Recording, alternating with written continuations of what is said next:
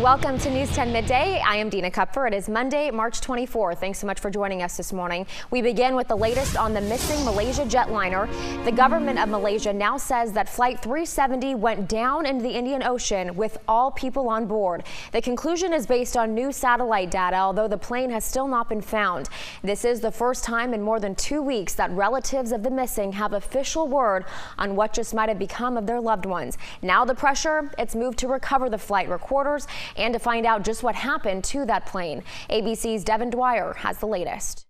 And a little closer to home, Stockton police have their hands full today after responding to multiple shootings over the weekend. 3 of them turned deadly over just the last 3 days. The most recent shooting happened Sunday morning in the 2200 block of Marsh Street. That is where police found a woman shot to death. This was in the eastern part of Stockton, and when officers arrived, they found a man who was holding a rifle. They did get him to put down the weapon and made the arrest without further incident.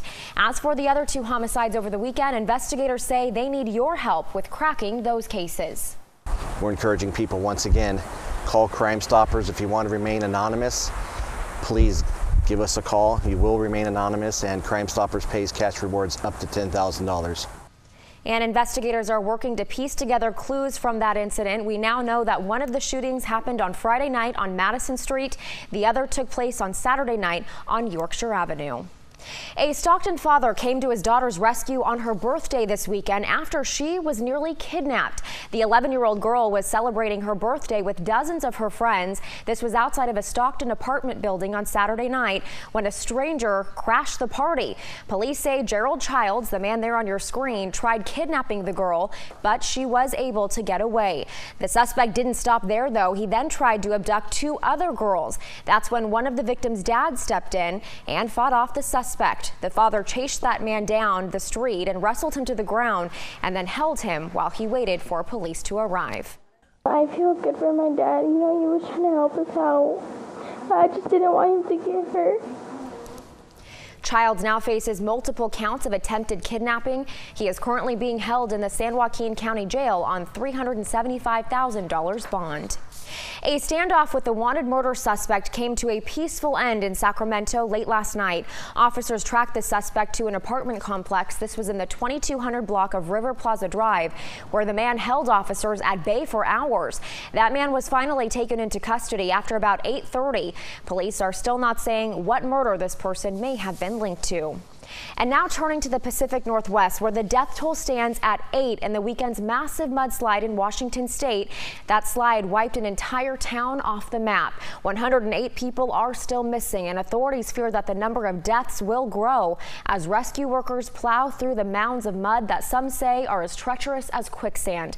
Akiko Fujita reports from the scene. Such devastating pictures. And Rob, as we bring you into this, and so all this last season we've been saying the rain's missed us and gone north. Right. That's where it's going, and it's not stopping. Right. You know, it has been a very, very wet pattern, just not in California. The president landed in Amsterdam for an overseas trip that includes a nuclear summit in the Netherlands. But now much of his attention will be turned to Ukraine as he meets with international leaders. Officials now call it worrisome that Russian troops massed along Ukraine's eastern border may be poised for a move at the pro-Russia Transnistrian region and a breakaway of the former Soviet Republic of Moldova. Meanwhile, the Obama administration says the 2 rounds of sanctions that were announced last week, they are working. We had the finance minister of Russia worrying out loud in public about the hit that the economy was taking. We had the leader of the Association of Entrepreneurs, basically the Oligarchs Club, saying, I'm really worried about investment drying up. The president could now head next to Brussels for a meeting with the leaders of the G7, and after that, he will have his first ever meeting with Pope Francis. Well, coming up here on News 10 Midday, right after this break, could Apple and Comcast be cooking up some form of a partnership? We'll look at Wall Street and see what the reports are saying about this possible pairing. Plus, the first battle, getting medical marijuana legalized. Now, lawmakers are dealing with making sure customers get what they are paying for. When News 10 Midday returns, a look at efforts to regulate the potency of medical marijuana.